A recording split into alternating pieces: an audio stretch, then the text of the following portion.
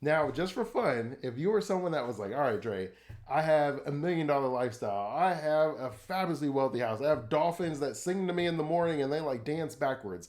I have birds and all the feathers and they're exotic and they're gorgeous. I have like 50 people that kind of work the land and the yard and I want to maintain my $1 million lifestyle. I'm like, cool, no problem. Hi, it's Dre Griggs with Obsidian Wisdom. Today we answer the question, what is the $1,000 a month rule for retirement? When it comes to retirement, we all are trying to figure out how do I take a big bag of money and turn it into a monthly income. And this $1,000 a month rule for retirement is one of those strategies that you can use to figure out if I have enough money saved to make sure I maintain my lifestyle. The idea is if you have $240,000 is saved for retirement and you are going to get a 5% return on that money, which is just basically saying that if I get a 5% return and then I live off of 5% every single year, that means I should never dip below the $240,000 that I have set aside and marked. As a result, you should never run out of money in retirement. Now, we both know that some things change in the application of that, where maybe you got more in one year, maybe you got less one year, and the numbers kind of flow where you don't always get the 5%, but that's what the idea is. If I was to have $240,000 and I lived off of 5% every single year, that would generate $12,000 a year for me. And then if you just divide that by 12, that means you get $1,000 a month. So that is the $1,000 a month rule for retirement. Now, the way that would work is that means every $1,000 that you want to have in passive income every month in retirement requires you to have an additional $240,000 set aside. Now, granted, you may feel like, well, Dre, I'm going to get 10, 15, 20% returns. So then that means I can make less and I can live off of more. And I'm like, okay, I understand that. But as you get closer to retirement, we have this thing where we shift to what we call capital preservation, which means I don't want to run out of money. Capital preservation means that I can't be swinging for home runs because I know that if you're a home run hitter, then you're probably going to have a lot of strikeouts. We want to be a base hitter where we just get singles and doubles. We just keep it going. We have a high batting average. We increase the likelihood of success because compounding interest only works if you keep the money in the bank. So if you're not investing the money, if you lose the money, then there's nothing to compound. If you take the money out, too much of it, then again, there's nothing to compound. And the way that would look is, let's say you wanted to have $2,000 a month.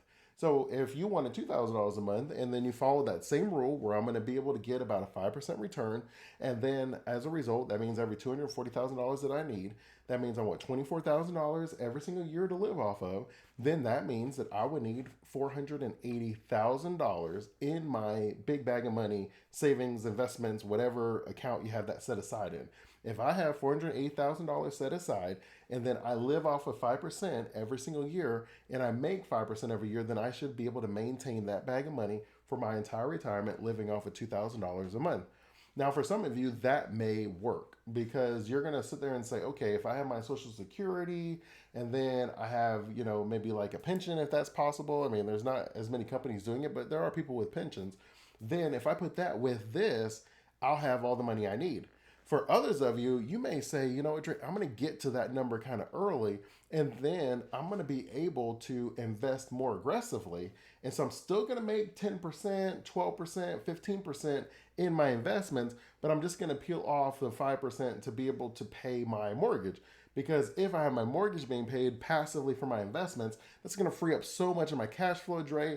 I'll be able to invest in a business and get a great return off of that. I'll be able to invest in some real estate and flip that and have people living in it, where it's just going to change my life. And all of that is true. You have so many options with the more time that you have. But as we get closer to retirement, that's the less time we have because we don't have the chance to lose the money. See, the beauty of messing up in your 30s or 40s or even your 50s is, let's say you invested in an idea and that idea was like, it just didn't work. It just landed flat. You would just go back to work and make another paycheck, and then you can invest in the next opportunity. When you're in retirement, if you risk everything, then it's all gone. And you may have to go back to work, but that's not the idea of retirement. We focus on creating and unlocking generational wealth through strategic retirement planning, where we're maintaining a certain system that's going to be able to pay money for the rest of our life and our kids' lives to where we actually are able to create generational wealth Now, one of those requires you to be able to have some investment set aside. Now, some of you are sitting there and you're thinking, Dre, I don't have a pension and I'm not sure Social Security is going to be around when I retire. So I want to be able to maintain my lifestyle. Now, the general rule of thumb is that you budget to live off of 70 or 80% of whatever your current income is. The idea is if I don't have to pay for all of these different taxes and expenses that I currently have with my employment check, or if I'm getting rid of the debt that I currently have and my kids are grown up and they're gone, then I don't need my entire income. I should be able to live pretty comfortably once I get rid of all of the debt. If you're someone who's thinking that, then we'll do the same thing. So if you want $5,000 a month, then that means that you would have $60,000 a year. That's what you would want to live off of, which would put you above the median income of most people in America, in case you're wondering. Then you would need $1.2 million. That would be, and I think I have it written down. So that would be 5 times the investment, right? So every time you have $1,000, you need an additional, additional 240,000. So you take $240,000, you multiply it by 5, and you get 1.2 million. So if you have 1.2 million, then you're able to live off of that 5%, and then that would give you the $60,000 a year, and then you don't have to worry about whether Social Security exists or not. Now, other ideas, and I have other videos and I'll link them for you. I have other ones where we talk about different withdrawal strategies and different things. Another idea would be to say, how about I take the $1 million and I invest in, I don't know, a McDonald's or something like that. Well, the McDonald's allows for passive owners, and then, it's like the $1 million, and then it's going to pay you, I don't know, $100,000 a year. Like, it's probably going to pay you more than the 5% by buying a business. And there are tons of people who are selling businesses. In fact, I had just put like a plan together for someone where basically we have found across Florida, because I'm in Florida, where we found like 10, Italian pizza restaurants. And the idea was, all right, a bunch of them are selling. They're all like $50,000 here, $50,000 there, maybe some at $100,000. But they sell at, multiple of cash flow. So every time you buy a business, you're buying a certain amount of money that you're able to maintain.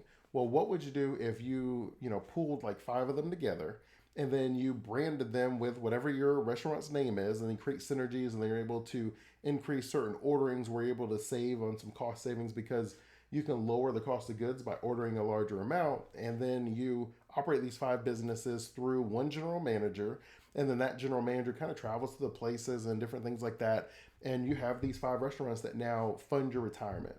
That's what we did. Now, this person, they love the restaurant business. They're excited by that, so that's something that's great for them. Obviously, that doesn't work for everybody. That is not an easy thing to get into. But what I am saying is there are creative approaches that we can take depending on what you want to do. If you're someone who enjoys doing a certain thing, let's see if we can find a way for you to get paid doing that. That's kind of my philosophy on things. If you like doing something, maybe we can get you paid doing that. Right? I like educating. So me being a financial planner or me being a high school economics teacher, I get paid to do either of them, and I would do them for free.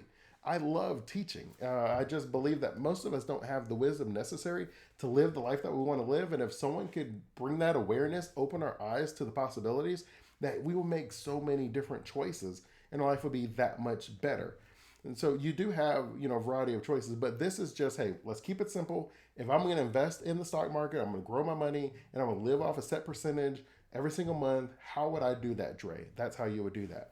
Now, just for fun, if you were someone that was like, all right, Dre, I have $1 million lifestyle. I have a fabulously wealthy house. I have dolphins that sing to me in the morning and they like dance backwards. I have birds and all the feathers and they're exotic and they're gorgeous.